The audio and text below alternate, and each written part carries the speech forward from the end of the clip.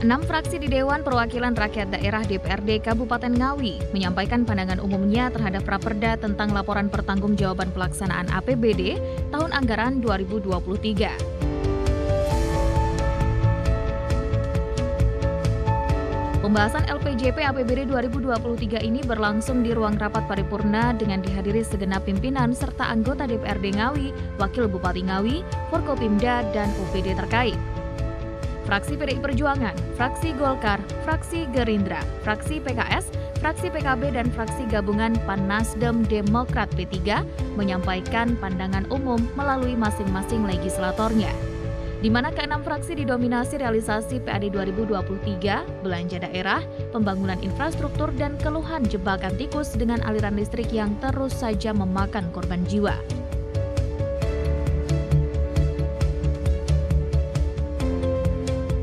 Menurut Wakil Bupati Ngawi Dwi Rianto Jatmiko, pendapatan BLUD dalam PAD sudah diperhitungkan secara terukur dan rasional sebagai salah satu sumber lain-lain PAD yang sah. Di 77 itu variabelnya juga sedikit, jadi yang paling banyak adalah sisa dari TPP misalkan, dari tunjangan guru itu yang profesi itu yang paling banyak, lalu BLUD. Jadi secara variabel sebenarnya ini sangat-sangat kecil sekali lah secara variabel.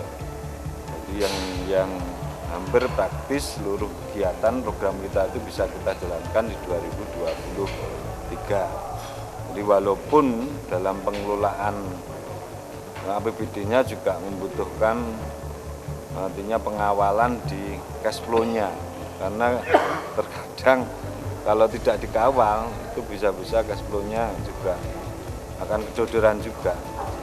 Maka tadi yang sampaikan masukan tentang misalkan di 2024 itu untuk segera direalisasikan bantuan keuangan misalkan hibah, itu semata-mata kita memang menjaga cash flow ini. Jadi biar di akhir nanti itu juga masih cukup tersedia anggaran untuk hal-hal yang sifatnya wajib. Tapi tadi kan banyak kritik PAD. Nah ya betul. Yang PAD yang memang masih membutuhkan intensifikasi lah. Sementara itu ditemui di ruang kerjanya, Ketua DPRD Kabupaten Ngawi Heru Kusnindar mengapresiasi kinerja eksekutif selama 1 tahun anggaran tahun 2023. Namun begitu ia tetap mendorong agar potensi yang ada di Kota Ramah bisa lebih dioptimalkan. Jadi ini agenda rutinan sebenarnya. Jadi bulan ke-6 dalam setiap tahun itu kan Bupati masih harus mempertanggungjawabkan pelaksanaan kegiatan APBD. Jadi normatif kita jalankan, ada plus dan minus sebenarnya dalam pelaksanaan APBD tahun kemarin, dan alhamdulillah dalam paripurna hari pertama ini semua fraksi menyetujui dibahas dalam rapat-rapat selanjutnya.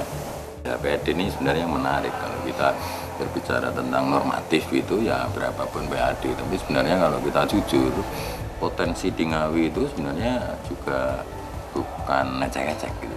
Jadi memaksimalkan atau optimalisasi itu menjadi bagian yang terpenting.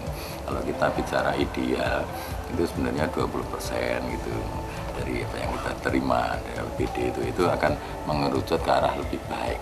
Target oke, ada kenaikan gitu. Tapi sebenarnya ada jangkauan yang kita harapkan itu lebih besar. Jadi misalnya bukan angka hampir 300, tapi bisa lebih dari itu 400 itu. Nah ini yang harus kita kaji sejauh mana sebenarnya nanti eksekutif atau para OPD itu optimalisasi yang seperti apa. Bukan apa ya pujian, ini naik gitu. Tapi sebenarnya kalau bisa maksimal, why not gitu. Harus kita lakukan secara maksimal. Meski mendapat catatan dan pertanyaan dari masing-masing fraksi, legislatif tetap mengapresiasi penurunan silpa tahun 2023 dan perolehan opini WTP pada LPJP APBD 2023 dari BPKRI. Trubus Wahyudi, Ngawi, Sakti TV.